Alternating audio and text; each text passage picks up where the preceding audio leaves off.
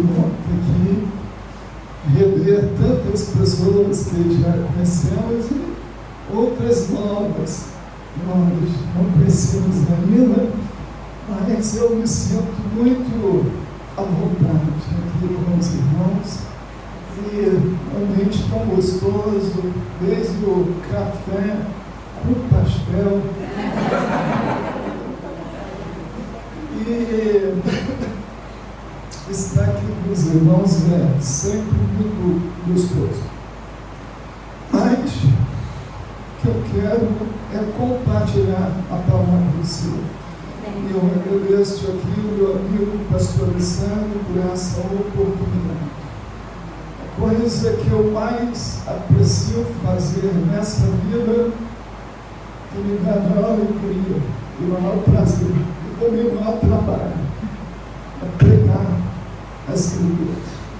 E hoje eu tenho o prazer de convidar os irmãos a pensarmos no Tito, capítulo 2, versos 11 a 15. Tito, capítulo 2, versos 11 a 15. Hoje, como se trata de uma pastoral da família, isso, Tito, lá no finalzinho, você vai ver Timóteo, primeiro, segundo, Timóteo, depois Tito. E eu quero pensar com os irmãos hoje sobre o tema o papel da graça de Deus no casamento. E eu tenho sido muito abençoado durante essa semana. Tito 2, verso 11. Essa semana eu comecei a ler novamente esse livro. Alguns de vocês devem conhecer, o pastor Alessandro conhece com certeza. Quando pecadores dizem sim. E é um livro que eu super indico para você. Você que é solteiro, leia. Você que já é casado, leia. E você que já passou pelo casamento, talvez seja viúvo, leia do mesmo jeito. E você vai poder abençoar muitas pessoas com o que o pastor David Harvey está ensinando aqui nesse livro. Nesse livro ele mostra que o casamento é a união de dois pecadores. Nesse livro ele mostra que o principal segredo de um casamento para dar certo é como os cônjuges veem Deus, ou seja, qual é a visão, qual é a compreensão que as pessoas têm sobre Deus. Em outras palavras, qual é a teologia dessa pessoa. E ele também fala qual é o papel da graça de Deus no casamento. E eu escolhi pensar com os irmãos sobre esse tema. Algumas ideias que ele deu, e outras que nós queremos também inserir, mas eu quero te mostrar como que é importante aumentar a sua compreensão da graça de Deus. Como essa graça é aplicada em toda a nossa vida e o casamento faz parte da nossa vida. A família faz parte da nossa jornada. Então, vamos ler então, Tito 2, 11. Porquanto a graça de Deus se manifestou salvadora a todos os homens, educando-nos para que, renegadas da impiedade e as paixões mundanas, vivamos no presente século sensata, justa e piedosamente, aguardando a bendita esperança e a manifestação da glória do nosso grande Deus e Salvador, Cristo Jesus, o qual a si mesmo se deu por nós, a fim de remir-nos de toda iniquidade e purificar para si mesmo um povo exclusivamente seu, zeloso de boas obras. diz essas coisas, exorta, repreende, também com toda autoridade, e ninguém te despreza. Queridos irmãos, muitas pessoas, quando pensam na graça de Deus, pensam apenas nessa manifestação da bondade de Deus, quando ele olha para um pecador perdido, dominado pelo poder das trevas, e com as suas mãos poderosas ele resgata esse pecador e traz para o seu reino, como aconteceu comigo, como aconteceu com você. Você só está aqui porque o Senhor olhou para você, tirou a cegueira espiritual que você tinha, te chamou, não tinha como você resistir ao chamado dele, e você então foi salvo pela graça de Deus. É comum então nós pensarmos na graça como esse favor merecido de Deus que recebemos através de Cristo, e através dela nós somos salvos, como a própria Escritura diz. Acontece que nesse texto que nós lemos, nós observamos que Paulo está mostrando aqui que o poder da graça de Deus, ele não atua somente na salvação dos pecadores. A graça de Deus não somente é usada como instrumento para nos alcançar, mas a graça de Deus também, ela atua para promover a nossa própria, diz aqui Paulo, educação. Ou seja, a graça de Deus, ela atua no próprio processo que a Escritura também chama de santificação.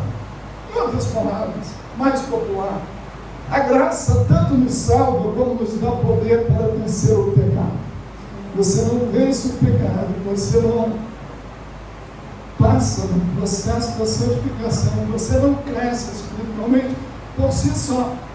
Nós crescemos, nós vencemos o pecado, não é só pela nossa capacidade, mas sim pela graça de Deus, que aqui aparece como esse poder, como essa força que atua no crente para ele continuar vencendo até chegarmos no momento quando ficaremos livres da presença do pecado. Hoje a gente tem que conviver com o pecado. O nosso saudoso Baker, que é um teólogo, os seus escritos são sempre muito inteligentes, um brilhantismo que é peculiar. Ele disse o seguinte: a necessidade mais urgente da cristandade é de uma renovada conscientização do que a graça de Deus é realmente. Ele está querendo dizer que todo cristianismo precisa ter uma visão mais ampla, mais profunda do que é a graça de Deus. E eu concordo plenamente com essa observação. Eu acho que a nossa visão sobre a graça é tremendamente minimizada, usando aqui a linguagem da informática. Consequentemente, nós não entendemos bem a forma que Deus nos amou, nem mesmo a maneira que Jesus nos ensinou a amar. E a graça de Deus é exatamente esse exercício da bondade, do amor de Deus. E às vezes parece que isso não fica bem definido para nós. Nós experimentamos isso, mas parece que nós não compreendemos bem. Eu creio que, especialmente em nossos relacionamentos familiares, entre cônjuge, entre pais e filhos, entre filhos e pais, experimentaríamos uma completa mudança e renovação se nós desenvolvêssemos essa compreensão da graça de Deus. Por isso que eu quero então pensar com os irmãos qual é esse papel da graça de Deus no casamento. Primeiro, nós temos que lembrar o quanto nós necessitamos dessa graça. Porque para você valorizar uma coisa, você tem que entender o quanto você precisa dessa coisa. Como disse no início, o casamento, repita comigo, casamento é a união de dois pecadores. Então, de vez em quando eu falo com a Simone, você é uma grande pecadora. Ela vai de vez em quando, você também. Então somos dois pecadores. Estamos caminhando na estrada, esse ano faz 32 anos. E nós estamos caminhando, e ela é a pecadora mais linda que eu conheço. Mas a primeira coisa que nós temos que lembrar, que tanto o homem quanto a mulher são dois pecadores. Esta forma como a Bíblia nos define. Anderson, a Bíblia te define como um pecador. Angélica, a Bíblia te define como uma. Lucas, a Bíblia te define como um. Nós somos definidos como pecadores. Em que pese hoje sermos pecadores alcançados pela graça de Deus. Mas nós estamos livres do nosso DNA de Adão. Não estamos livres da nossa natureza. Apenas nós recebemos a nova natureza, o novo coração. Ele tirou o coração de pedra e colocou agora um coração de carne. Mas as duas naturezas estão aqui dentro. E isso quer dizer, então, queridos irmãos, que nós temos que reconhecer a pecaminosidade do nosso coração. Paulo, quando ele escreve a sua primeira carta de Timóteo, no capítulo 1, versículo 15, ele faz uma declaração corajosa. Ele diz que ele se considerava o principal pecador. E ele usa essa expressão, a forma verbal que ele usa é no presente. Ele diz, eu sou. Ele não diz, eu era. Ele diz, eu sou. Apesar, então, de ele ter encontrado a Cristo, mas ele ainda se considerava um grande pecador. E, queridos irmãos, sem nenhuma modéstia, sem nenhuma falsa humildade, é que Paulo faz essa declaração, e isso nos ensina a nós mesmos a olhar para dentro do nosso coração e reconhecermos que, apesar da graça de Deus, apesar do que Deus fez em nossa vida, nós devemos nos considerar como o principal dos pecadores. Ou seja, o pecador mais terrível que você possa conhecer tem que ser você mesmo. Mas, pastor, tem tanta gente ruim. Sim. Mas se você se conhece bem, você sabe o quão ruim você é. Assim como eu sei o quão pecador eu sou. Paulo entendia isso. A Bíblia também diz que o coração do homem é um coração enganoso. Jeremias, capítulo 17, versículo 9, diz que enganoso é o coração do homem, e miseravelmente corrupto. É dura essas palavras, mas é quem nós somos.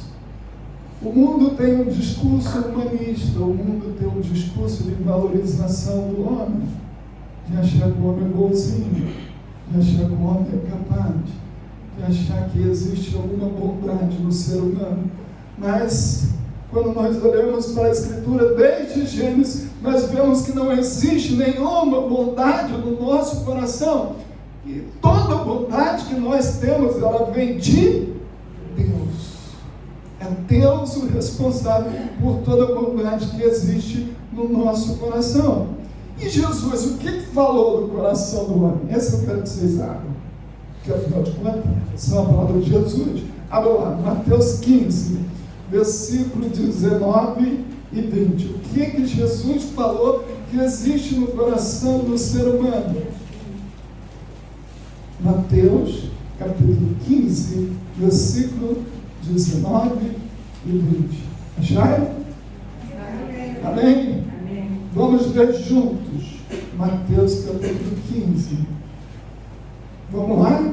Porque do coração procede maus desígnios, homicídios, adultérios, prostituição, furtos, falso testemunho, blasfêmia. São essas coisas que contaminam o homem.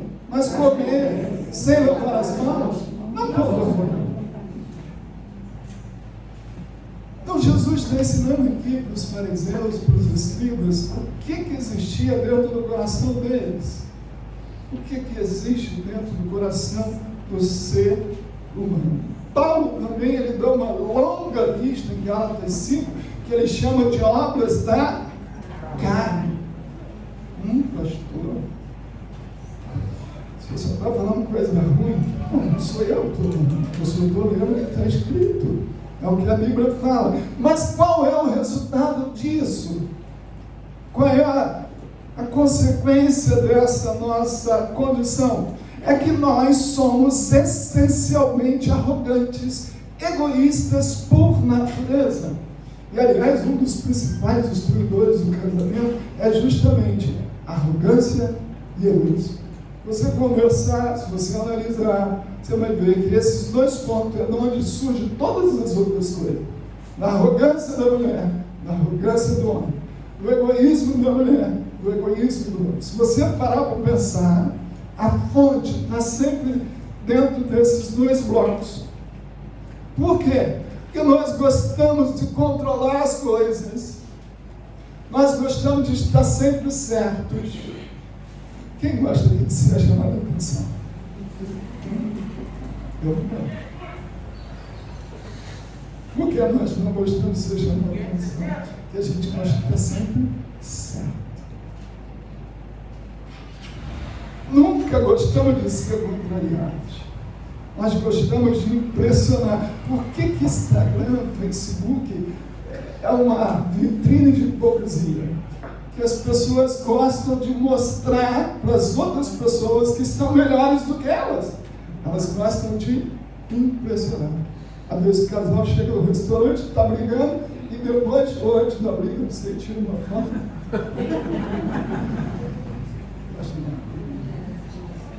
Por quê? Porque nós gostamos de impressionar. Nós gostamos de ser servido, mas nós não gostamos de servir. Isso é pequeno, é uma pequena amostra de quem realmente nós somos. Essa é uma amostra do nosso coração de pecadores. Então, para que nós possamos experimentar a doçura da graça de Deus em nossa vida, nós temos que identificar o quanto o pecado é amargo. Repita comigo: a graça é doce, mas o pecado é amargo. Mas para você provar a doçura da graça, você tem que reconhecer o quanto o seu pecado é amargo. É igual aquele quando a gente vai tomar um café em algum lugar que eles dão uma águazinha, né? Aquela água para abrir o paladar do café, para você sentir melhor o café. Então, para você ver, enxergar, compreender melhor a graça de Deus e como ela opera na nossa vida, especificamente no nosso casamento, nós temos que olhar para dentro do nosso coração e sabermos então o quanto nós somos pecadores. Mas o que é a graça? Já disse aqui no início, a graça é o favor de Deus, por meio do qual Cristo alcança pessoas que não merecem esse favor. Essa é a graça, atuando na nossa salvação. Mas a graça também é aqui definida pelo próprio Paulo, quando ele escreve a Tito, como um poder que atua dentro de nós, como uma força que atua dentro de nós. E ele coloca as duas coisas, lá no versículo 11, que ele diz: porquanto a graça de Deus se manifestou salvadora a todos os homens. Ele mostra o primeiro ponto, a primeira atuação, a graça salvadora. Mas no versículo 12, olha como ele coloca: educando-nos, para que, renegadas a impiedade e as paixões mundanas, vivemos no presente século sensata, justa e... Então, nós fomos alcançados por essa graça salvadora, mas também essa mesma graça que trouxe salvação para nós, quando nós estávamos cegos, perdidos, cativos, oprimidos, usando a linguagem de Efésios 2, quando nós estávamos mortos nos nossos delitos, nos nossos pecados, usando outra linguagem que Paulo usa lá, quando nós éramos filhos da ira. Ou seja, todos nós estávamos debaixo da ira de Deus. A graça de Deus, então, ela nos salvou e ela continua agindo em nossa vida para poder nos educar. E agora a gente entra então nesse segundo versículo, que a gente vai então aplicar especificamente o que Paulo está ensinando aqui. Se o casamento é a união de dois pecadores, que apesar de sermos salvos por Jesus Cristo, não perderam a sua antiga natureza. Sabemos que o maior problema de todo casamento é exatamente o nosso próprio coração. O maior problema sou eu mesmo. É a minha própria natureza. E quando eu não identifico isso, quando eu não vejo isso, e a palavra que Paulo utilizou aqui, educando-nos, essa palavra educar, no seu sentido original, ela fala da atuação de um treinador. Alguns de vocês devem ter assistido agora as Olimpíadas, né? E qualquer pessoa, para chegar nas Olimpíadas, ele tem que passar por um longo processo de treinar até chegar lá. É muito treino. E se nós entrevistássemos qualquer um daqueles atletas que ganharam ou que não ganharam medalhas, aliás, nem sei quantas medalhas o Brasil ganhou. 20? É mesmo? Amém. Esses atletas, então, eles teriam uma grande palavra de gratidão por seus treinadores. Por quê? O treinador é aquela pessoa que ela vai junto do atleta, motivando, orientando. Pai, você não pode desistir. Ah, está doendo. Massa gelol, prossiga. Ele insiste para que o atleta ele continue no treinamento. O sentido da palavra educar aqui é exatamente isso. Ou seja, a graça de Deus, ela atua em nós como esse treinador, nos motivando, nos encorajando, nos fortalecendo, nos capacitando. Você vai conseguir, você vai prosseguir, e vai atuando até chegarmos na glória de Deus, no momento então, quando finalmente receberemos a medalha, que será a vida eterna ao lado de Deus. Então, o conselho que Paulo deu a Timóteo, quando ele escreve no capítulo 2, no versículo 1, ele diz assim: fortifica-te na graça que está em Cristo Jesus. É essa graça que aqui ele fala para Tito, que vai nos educando, que vai nos motivando, que atua em nós como esse treinador, que ele orienta Timóteo, que é nessa graça que nós precisamos ser fortificados.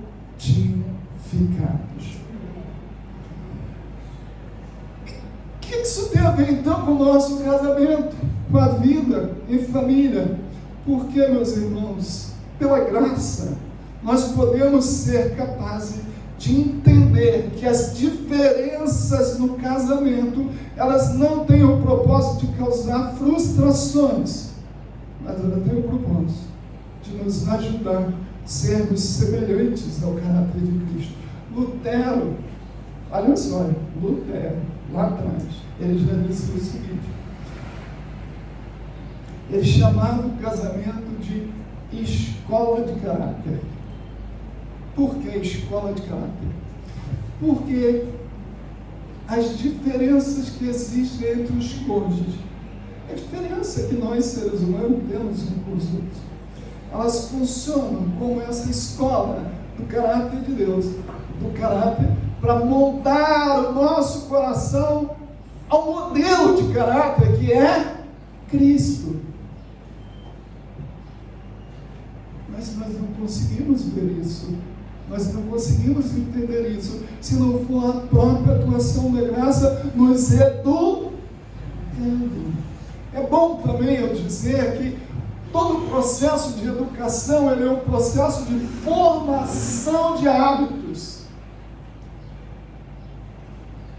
Quando as crianças são pequenas, nós ensinamos ela a escovar os dentes, nós ensinamos ela a lavar as mãos antes das refeições, nós ensinamos ela uma série de atitudes que depois vão se incorporar à sua vida e vão virar hábitos. E aí depois, quando cresce, ela já escova o dente sem ninguém mandar. Ela já toma banho sem ninguém falar. Se bem que tem alguns adolescentes que sentem seu banho, né? É só paz. Depois ele volta a tomar banho.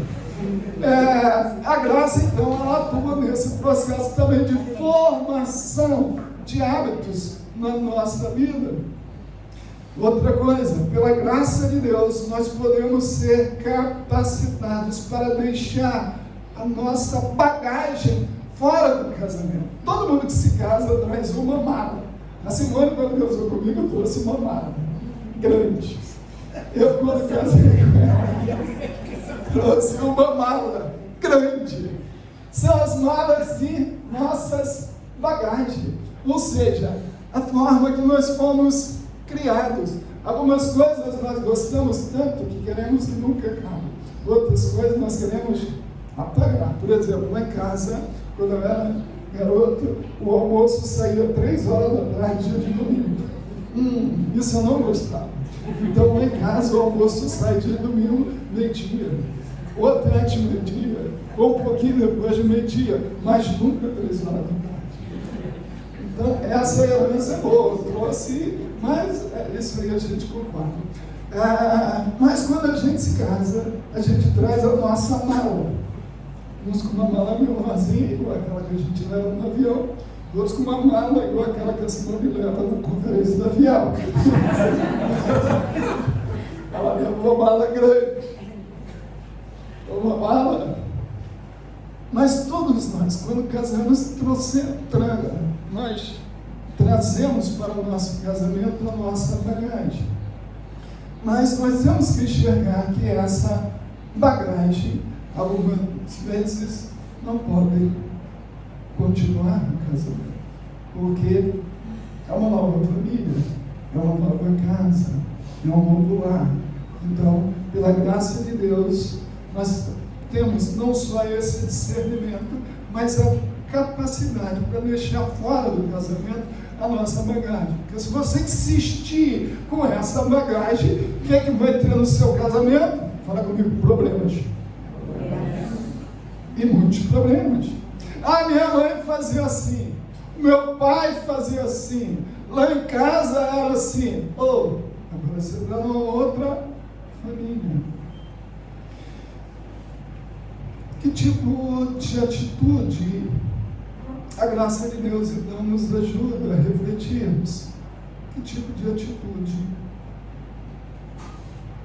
tem prejudicado o nosso casamento? Certamente as atitudes nossas que estão calcadas na nossa arrogância ou no nosso egoísmo, elas trazem graves prejuízos ao nosso casamento. Como disse, mas está sempre em torno da arrogância e sempre em torno do egoísmo. Então nós sempre temos que refletir: essa minha atitude é egoísta ou arrogante, ou as duas coisas? Se for, então devemos deixar de lado. Agora, a graça de Deus, como Paulo coloca aqui no verso 12, ela não só nos ajuda, ela nos educa. Isso quer dizer, ela nos capacita a renunciar ao pecado, mas como também a graça de Deus, ela nos capacita a nós substituirmos o pecado pela piedade. É a segunda parte do versículo de número 12. Olha o que ele diz. A primeira ele diz: educamos para renegar as iniquidades e as paixões mundanas. Aí a segunda parte: vivamos. Na primeira parte ele fala do que ela nos capacita a não fazermos. Na segunda ele fala do que nós somos capacitados a fazer. Vivamos no presente século de forma sensata, justa e piedosamente.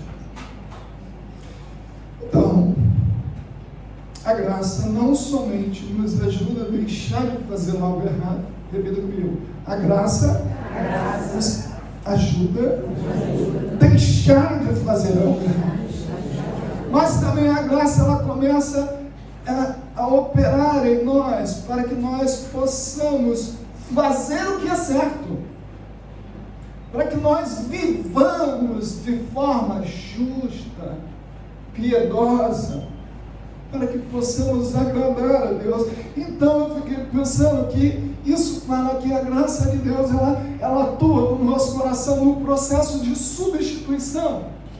Como? Da seguinte forma: a graça nos ajuda a substituir a intolerância pela paciência. Substituir intolerância pela paciência. Já viu aquela mulher intolerante com o marido? Tudo que o marido fala, dá um chute na cara. Ou também já viu aquele homem intolerante? Mas a graça de Deus, ela nos ajuda a nós substituirmos a intolerância pela paciência. Por natureza, nós somos intolerantes. Natureza divina, não de Cristo. Mas nós temos que olhar para dentro do nosso coração e usarmos o poder da graça de Cristo para substituirmos a intolerância pela paciência. Mais uma vez, intolerância zero, paciência 100, ou 10. Outra coisa, a graça também nos ajuda a substituir a crítica pelo elogio. Tem mulher que tudo que o marido faz, ela critica. E tem marido que tudo que a mulher faz, ele critica.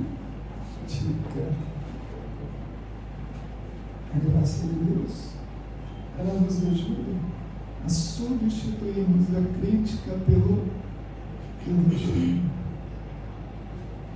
Se não tiver elogio, fica de boca fechada.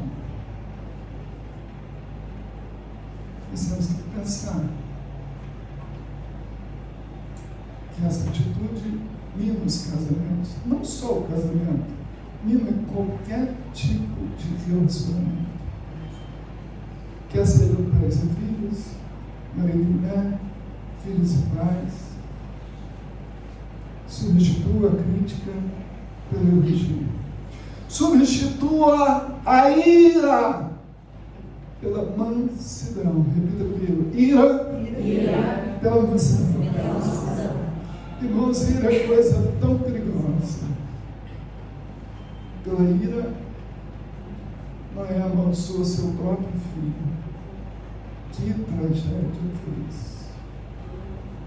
Tão irado que ele amaldiçoou seu próprio filho. Não parou para pensar como a ira é perigosa? Não parou para pensar quantas pessoas estão presas porque no momento de ira cometeram um crime? Então a ira é algo muito perigoso na nossa vida. Mais uma vez, substitua a ira pela mansidão. Substitua a arrogância pela humildade. Substitua o egoísmo pela compaixão. Substitua o descontrole pelo domínio próprio. Substitua a reclamação pelo contentamento. Substitua a negligência pelo zelo.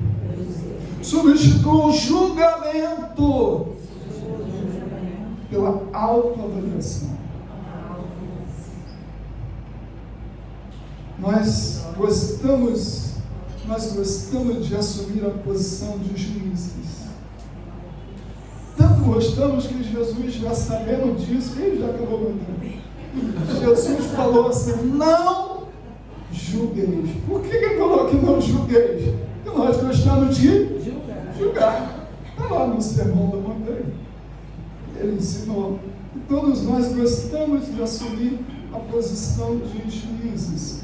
Mas, quando você olha para o Sermão da Montanha, Jesus ensina exatamente a substituir o julgamento pela autoavaliação. Ou seja, não é que você ficar julgando. Você precisa se autoavaliar. É o que a graça nos ensina. Em último lugar, para a gente encerrar, que o meu tempo já acabou, aprenda a compartilhar a graça que recebeu. Repita comigo. Aprenda a compartilhar a graça que recebeu. Está no versículo 15. Olha o que Paulo diz aqui. Dize estas coisas, exorta, repreende e também com toda a autoridade. E ninguém te despreza. Ou seja, ele está ensinando a Tito que esse ensino que ele recebeu, ele devia transmiti-lo. Diz, do verbo dizer. Dizer é uma forma de compartilhar, de passar para frente. Então, nós aprendemos aqui que a graça que nós recebemos é a mesma graça que nós precisamos compartilhar às outras pessoas. No casamento, nós precisamos não somente reconhecer a bondade de Deus em nos salvar pela graça, manifestada em Cristo, mas nós também precisamos repartir, compartilhar esse mesmo amor, essa mesma misericórdia, essa mesma bondade, a mesma graça que recebemos. Somos amados, mesmo sem merecer o amor de Deus. E às vezes, na nossa vida em família, nós esquecemos o quão perdoado nós fomos.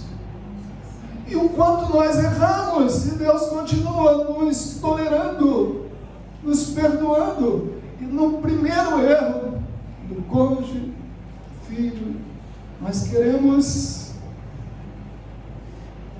abrigar a lei. E esquecemos da graça.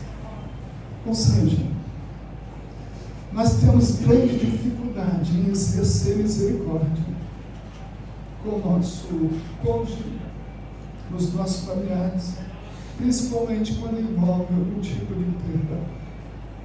Mas nós esquecemos o quanto nós fomos agraciados por Deus. É mais ou menos aquela palavra do credor incompassível.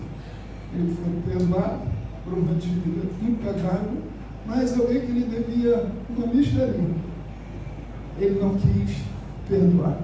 É mais ou menos isso que às vezes acontece com a gente.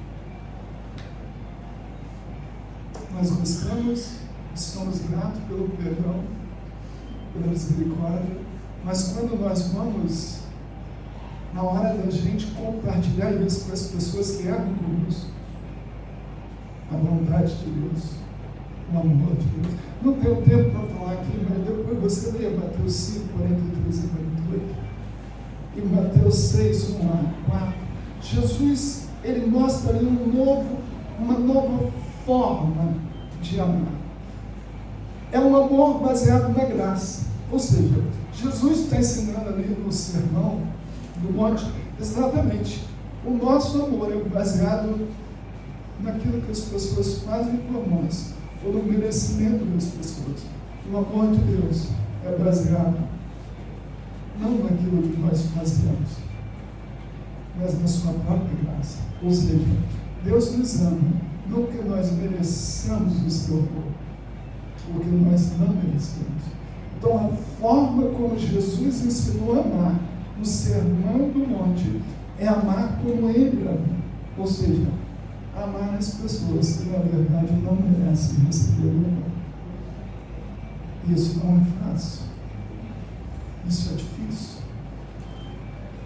Mas é por isso que nós precisamos da graça. Nós precisamos ajudar uns aos outros, não só na igreja. Tem pessoa que adora ajudar na igreja, né? Mas em casa, nós precisamos ajudar o nosso cônjuge. Como nós podemos ajudar? Nós podemos ajudar sempre pregando o Evangelho para ele. Mesmo que ele já seja um cristão, ele precisa sempre ser lembrado do Evangelho. Aquilo que eu brinquei, a Simone é uma verdade.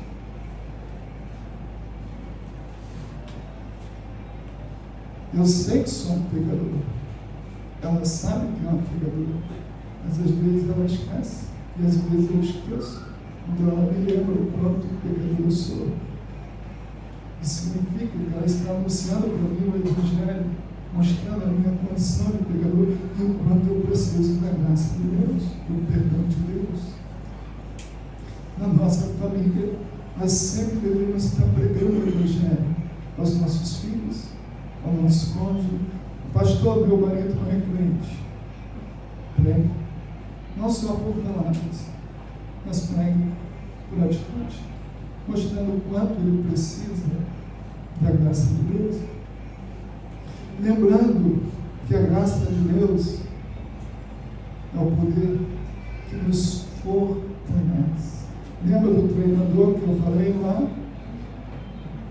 Então a gente tem que estar sempre recorrendo, dependendo dessa graça. Em último lugar, para a gente encerrar, como nós podemos compartilhar a graça de Deus na nossa própria família? Ajude seu cônjuge, com seus filhos, a manter o foco certo.